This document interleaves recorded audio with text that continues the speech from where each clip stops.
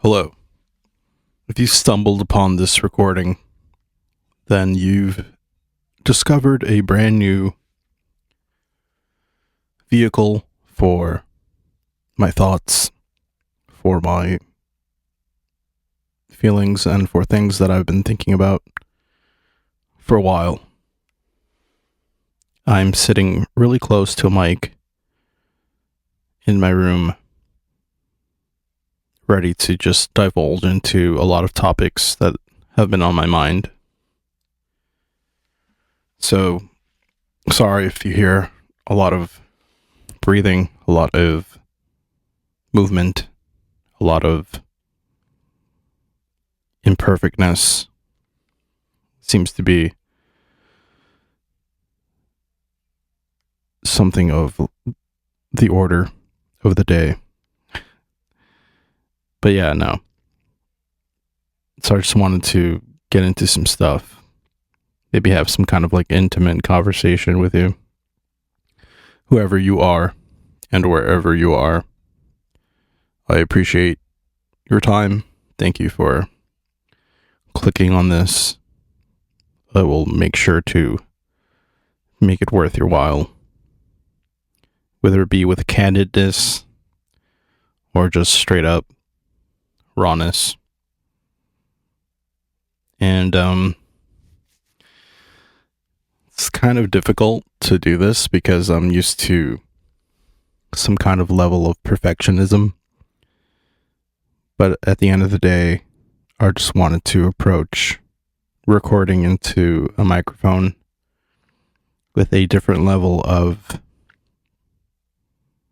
intimacy that I've just never really have felt comfortable with. And so I'm trying it out. I'm trying this, seeing how I feel. I could just write it down and I could store it on a piece of paper for my personal use. But yeah, I'm trying to talk like I'm having a conversation with a friend. I'm not really trying to teach anything. I'm just like reflecting. And maybe that's just a shift that I've been feeling lately. And here I am. So why I'm talking today? Why did I press the red button? No, I've just been feeling a lot of strange, beautiful emotions that are very human. And it just made me kind of reflect and think maybe somebody wants to hear this. Maybe someone besides myself would appreciate this level of intimacy with someone and their thoughts and their experience. So I just want to start off by saying I finally saw The Godfather, the movie. I saw the first one and the second one, and I finally understand the hype. Like, it's totally justified. They are amazing, amazing movies, I have to say. If you've never seen them before, I highly recommend them. They are probably some of the greatest movies I've ever seen. I'm not just saying that because it's so stereotypical to say it, but I don't watch many movies. So for me to sit down and watch two movies consecutively like that it's really like a feat for me. It's like really an accomplishment. But they were so enthralling and just so good that I literally was like, I cannot wait to see this. It was really good. It was really good. And I saw it with my brother, and I didn't think there'd be all these themes. Like, obviously, I knew it was about the mafia, and I knew that there would be some kind of, mafioso business going on, and I knew there would be like some really pop cultural moments that I would recognize, which which did happen, right? It did exist, and it was great. But then I didn't realize that it would be this really like sentimental, emotional roller coaster of just family. And I thought, wow, um, I didn't know that The Godfather was going to make me cry several times throughout the film. So that was like an interesting thing to happen. But then again, I'm the type of person that will cry at a song or like a part in a film, so it's really not that strange for me. But it caught me off guard, and I had some like liquid THC. It was like I don't know, it's like just like liquid that doesn't have any alcohol or anything, and it kind of hit me like halfway through. I think, oh, was it the second one? The second one made me, because I teared up for the first one. There's a few moments where I was like, wow, that was deep. That was, and then, but the second one, there was one particular scene, and I don't know if you've ever seen it, but I'm going to talk about it for a while, but I'll try to explain like the logic behind it. I'm not just like a incredibly mushy person that just cries for no reason. That might or might not be true, whatever. But so there's this character is Michael, right? He's the Godfather, who's portrayed by Al Pacino, and then one of his brothers, his name is Fredo. And if you know what I'm talking about, you're automatically like, oh yeah, Fredo. You don't want to be a Fredo. But there's this moment where like that he's gonna off him because he betrays him, basically, right? Fredo betrays him. He basically like kind of sets him up in a way. Like, long story short, but at the end of the day, Michael kind of discovers this, and he basically is like, he gets to a point where he's like, he confronts him about it, and he's like, you're nothing to me. You're not my brother anymore, basically. And I'm watching this with my brother, and I'm just like, wow, this is fucking crazy. Like, imagine saying that to your bro. Like, you ever had a moment like that with someone in your family? It's like, oh, I disown you, basically, right? Like, persona non grata, just excommunicado, just no, you know what I mean? Just no more relationship. And it's happened to me personally, but that person passed away, so I wasn't, I never really got that chance to do what Michael and Fredo did, which at one point in the scene, Michael basically is like, so like, if our mom dies, like, I'll let you see her, but like, we're not going to be in the same room. You won't ever see me again. Like, it gets really, really bad, I guess. And yeah, somehow I understood that 'cause I had something similar happen to me. Obviously not that intense, but point is, he's like, and then afterwards, Michael, the Godfather, Al Pacino, he's like, to like, whatever, to like his people, or like, he's like, basically puts the thumb on him and like, all right, so as soon as my mother passes away, you know what to do. And I was like, damn, that's crazy, but like, I get it. If you watch the movie, it totally makes sense. And so it gets to that scene, ultimately. It's not funny, but it's just funny thinking about it now, because it's a movie. So yeah, basically, like, his sister walks in, the Michael's just like somewhere, just waiting for like the scene to like die down, because everyone always wants to see him because he's the Godfather or whatever. And so she basically like gets, she's trying to like coax him into do something, and then ultimately she's like, Fredo really wants to see you, he wants to talk to you or whatever. And I thought, for a second, I'm like, oh, there's no way he's gonna do it. Obviously, this is just like a passing scene in the movie. It's, whatever. But then somehow, I don't know, like the next scene, it just like cuts to him like walking in, and like Fredo's just sitting at the end of a table with like his head in his hands.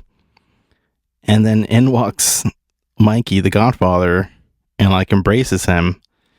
And for some reason, that scene just made me cry. It really made me sob uncontrollably. And I was like, fuck, I'm a loser. Or maybe I'm just a human. I don't know. But yeah, that was a scene that really like somehow just symbolized a lot for me. And I'm sure a lot of people, because I was thinking about that uncle brother figure, and I was just crying because of I guess unspoken closure, and how even just that moment where you knew like he's still gonna kill you, bro. Like Fredo's definitely sleeping with the fishes, but that one moment of just like, you know what, we can get together and like mourn the loss of our mother, even though I know you're an asshole and you basically like sold me out. And all of this negativity surrounding their relationship. But yeah, the THC just like lowered my defenses and just brought up the truth inside of me. And it's crazy. I don't know, it's just like forgiveness versus like reality,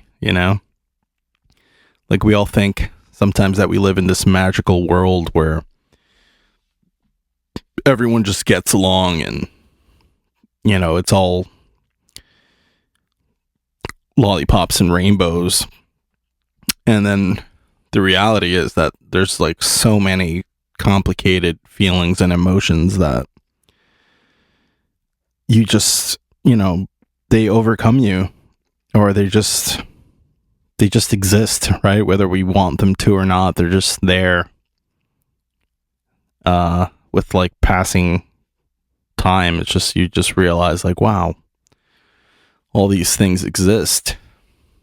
And that seems to be a theme, like the unresolved trauma or unresolved things in general, like the no closure, that seems to be something that for some reason in my life just seems to like cycle back to me often in different ways. And that's why I guess that scene caught me off guard, because I wasn't expecting that from The Godfather. I wasn't expecting that level of emotional relatability, because I'm not a mafioso. I don't really do organized crime. So yeah, it's just like, it was like, wow. There's a lot of themes about family, and I don't know if like I was just so naive to like, no, they can't possibly tell good stories and also like tie everything in together. Obviously, it's a masterpiece of a work, so it makes sense that they would be able to do that. But then again, I don't watch movies like that. And I never really saw any kind of like review or like, I don't know, some kind of like summary about what the movie could possibly be. I just like had never watched it, and I just finally decided to watch it, and it's really good. And I don't know, that scene meant a lot to me spiritually, like family loyalty, betrayal, wanting that one moment of understanding, like that closure, the chance to reconcile. Just really beautiful storytelling. And you never know what's going to open that emotional door for you that we like shut off, That seems to be something that keeps reoccurring. It's a reoccurring theme here. And I appreciate things like that, because I feel like that's, I don't know if you believe in God or the universe or whatever, if higher power, if you're an atheist, I don't know what necessarily you can relate it to or correlate it to, but I feel like, if it's synchronization or just synchronicities rather, that are just very telling. Like, does it mean we live in a holographic simulation. Maybe, I don't know, but whatever it is, it's definitely a sign of something. And I like the fact that it keeps popping up for me. I don't know, some people don't notice these things, and people say that maybe you make too much of it. I personally tend to be on the side of like, I like to give things meaning because I feel like they deserve to have meaning. I don't know. It's not like some woo-woo kind of new age stuff. I really genuinely think like there's a reason why these things happen, and there's also a reason why you're able to perceive these things. What that reason is, I don't know. Maybe we're just here kind of like a video game. We're just trying to beat it, like unconsciously trying to beat the level, like trying to win the game, if you will. Whether we're aware of it or not, you know, or if you want to look at it that way. I don't know if that's like a cynical way of looking at life. It's like, you know, I'm just the character. I'm trying to level him up through whatever this game is. And sometimes your attributes are maxed out in certain things. And then in other things, it's like, you're like capped out, you know? I don't know if you play games or not, but your build, you know, your build's like capped out at a certain max, and it's like, well, your preset like attributes or features, you can't really max this one out, but you have like 10 strength, but you know, your emotional interpersonal skills are capped off at like 5, and only with like a special multiplier bonus you can like add a few points, but can't really depend on that to win the game. So, you know, and if only it came with like a fucking Game Shark or some kind of like manual that would describe that to you and kind of explain that, because I feel like that kind of helps when you're like, it can take years sometimes to kind of get to that realization if you don't have a lot of mentors or a lot of time on your hands necessarily to level yourself up. You kind of just have to like be on survival mode. And I feel like if it's by design or not, just the majority of people live on that frequency of like, we are just trying to fucking eat, brother. We don't have time to spiritually evolve. Like, what are you talking about? You know, you'd be surprised how often that happens, where it's like, just shut up and make money. What are you even on about? You know, just capitalism, bro. Just shut up and get a bag, you know? And it sucks because sometimes there's a part of me that's like, oh, well, circling back to the theme, it's like those moments where like just like a fucking pipe bursts, you know, some kind of unconscious, subconscious thing in your brain just fucking unlocks, and it's like, I got to deal with this now. My brain suddenly remembered that I was violated as a kid, and now I have to fucking deal with the trauma behind that because it manifested itself into some kind of physical problem, or, you know, it's an example, not that it happened to me, but, and I feel like we're all dealing with that to different degrees, different levels of that, of like, you know, can you imagine being that kid who's just like, I don't know what you're talking about. My life was perfect. I had Nickelodeon, Disney Channel. I had loving parents that they got me everything in the world. I never wanted anything. I had it all. So I just can't relate to you, brother. and I realize that exists. And God bless you, you know. Bless you if you had that kind of upbringing. That's the kind of upbringing that a parent can hope to provide. And I think that's great. I think it's funny. There's a part of me that's like, that's how I deal with trauma and pain, is like just finding the humor in everything. Because if I don't, then it's like, what am I doing? I'm just like doom scrolling in my own file cabinet of trauma and pain. And it's just not a good place to be emotionally. I just, I've discovered that after a few decades of like doing it, that's like, you know what? I'm going to choose to think about good things. Even if I halfway don't believe them at the time, I feel like it's better for me to just be like, I will have some kind of faith in positivity. Whether it's crazy or just unrealistic, but it makes things feel better. And whatever feels better, ultimately, it's got to be better. By hook or by crook, it's just gonna be better. If you think it's gonna be better, then it's better. That's just how it is. It's a little neuroplasticity 101 for you.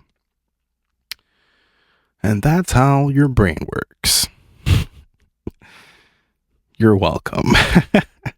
That's my TED Talks. Yeah, I've been having some crazy dreams lately, which I feel like I say every other month. But I do believe, again, I believe in these synchronicities and these... My voice just cracked so horribly.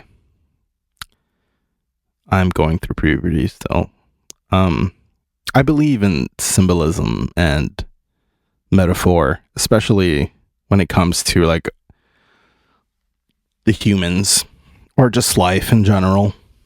I think that there's too many divine synchronicities or just things that occur for us to just pretend like it has no meaning at all. And dreams are one of those things that I tend to attribute to my personality of having faith and like dissecting these images, because sometimes our brain doesn't speak to us with words. And I think that's where, like, I don't know if you believe this, but if you carry like some kind of physical ailment, it could be a manifestation of something in your mind, in your brain, that you might not be processing in a manner that you can like talk it out, basically. So it manifests as some kind of physical ailment. So there's that. And also I think that there's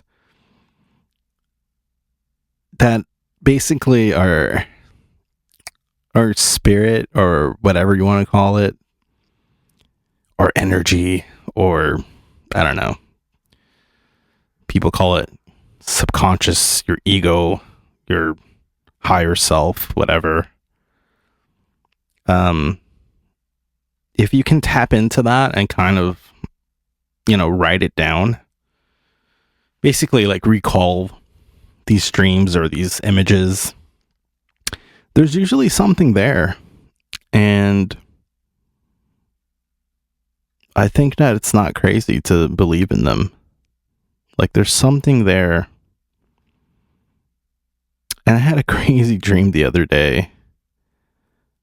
And it's like one of those things where you're like, man, if I say this out loud, will this come back to haunt me? Like, will I be looked at differently? Do you ever just think about that? Like, there's certain things that you just like, I can't say this out loud, I think. But if I do, maybe someone will resonate with it. And that's really all that life is about. Is just trying to find someone that gives a fuck or that cares about whatever the hell you care about. But that's my cheap explanation for that. But yeah, so like I don't know if like having conversations or like sharing these dreams out loud. But I've basically been sharing it with my brother, and they're pretty intense symbolic dreams filled with a lot of imagery, a lot of reoccurring themes, which is the theme of the day: chasing, running, being followed. There's just a lot of heavy emotional baggage being displayed. And I think it's beautiful. I really do. There's something about it that's just like, what are the odds that you would have a similar dream to mine and have it correlate to some kind of like overall theme? It's kind of uncanny. It's like astral projection kind of.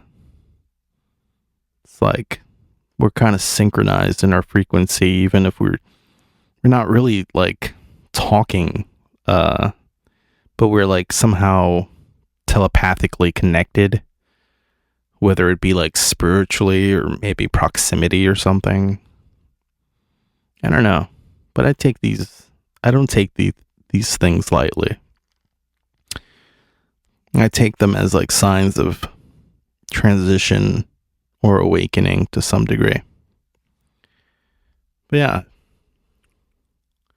both feeling more aware, more awake, sensing things out about people more clearly, growing out of old versions of ourselves, leaving behind like old roles. It's like really, really important stuff.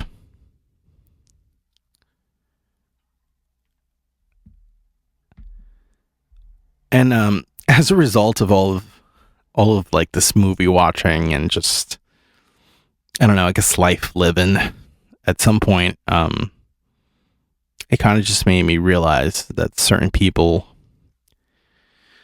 you know, you have this, how do I explain this? So we have these titles, right? Like these people, like let's say it's family or like these long lasting friends, or and I've always been a very loyal person. So it's like, it's always been difficult for me to just not discard people, but kind of like, you know, move on, if you will. But yeah, just I think that's one of the themes is like, I was really in awe or like admired the way that the Godfather moved, but moved in the sense of like how he managed himself. Like it's crazy. Like you really have to have a high level of like mental aptitude to be able to maneuver through so many personalities and just people in general. Like, you know, that was a really interesting aspect of that was, okay, you know, like always being a few steps ahead, you know. I admire that kind of mental prowess.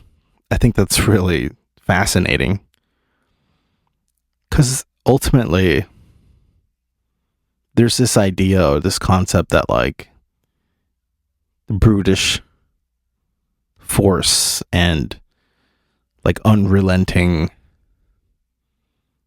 power just kind of trumps everything.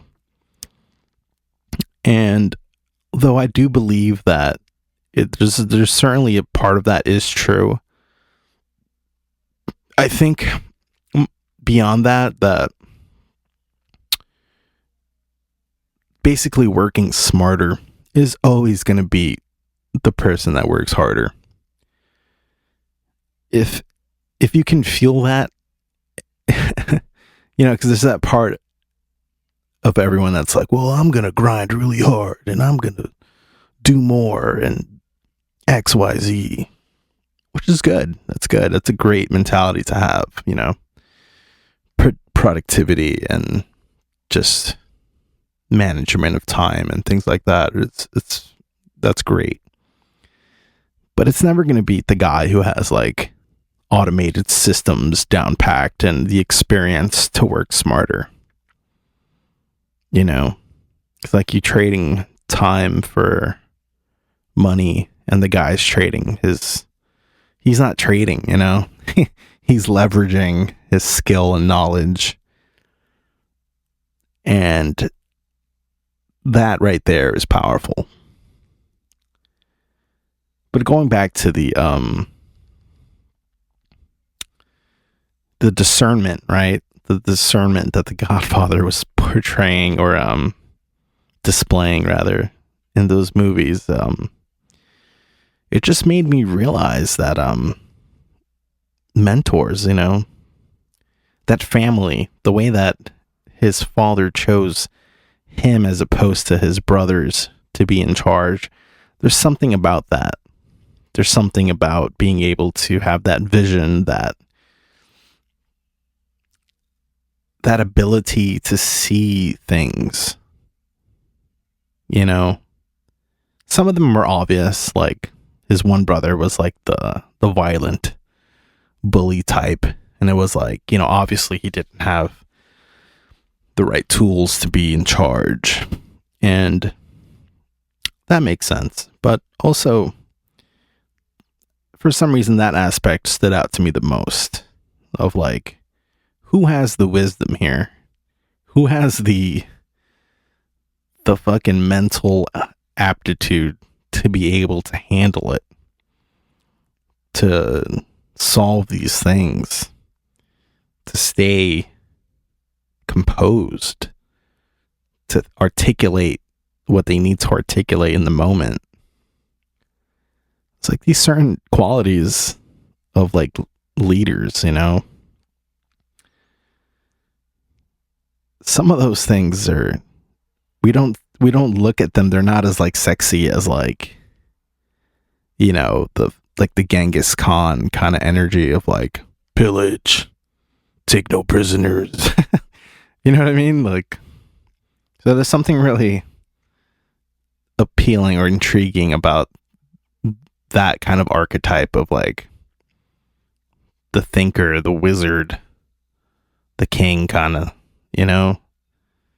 just someone who's like in tune with reality. And it's like, how can we make this right? What's the best way to go about things? That quality right there sometimes is what we need a lot more of. Certainly what I need a lot more of. And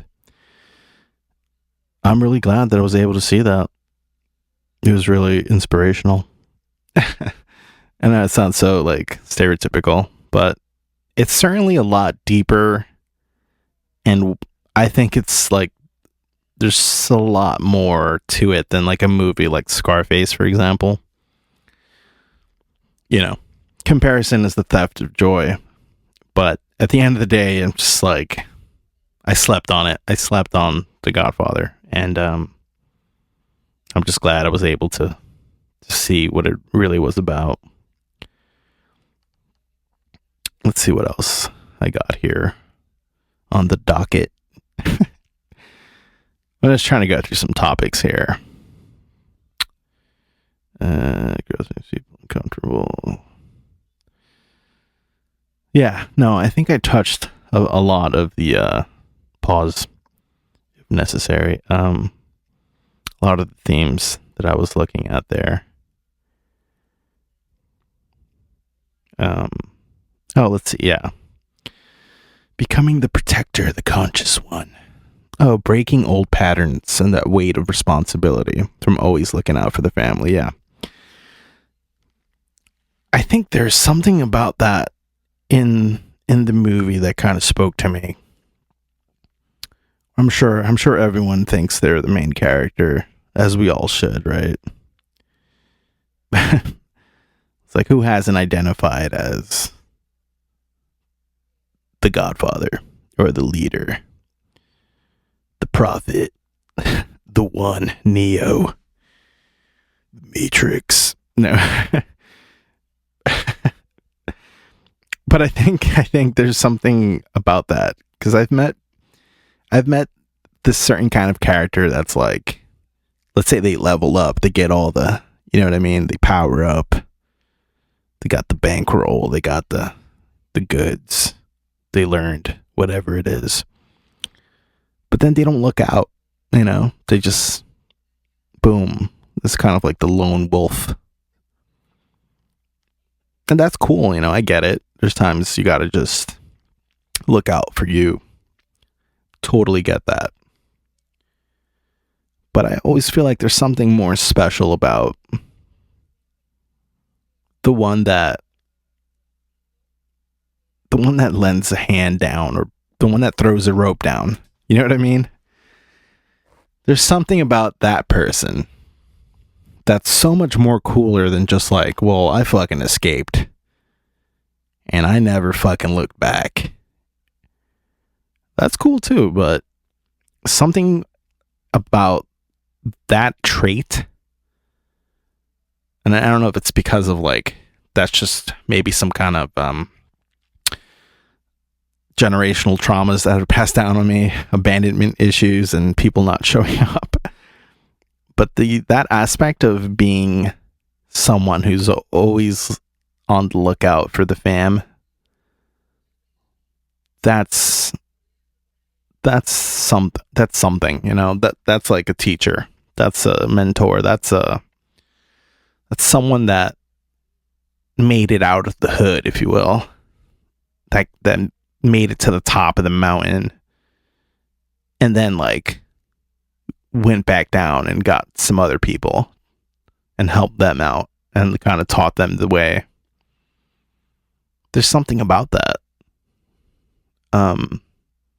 I certainly think that we need a lot more of that.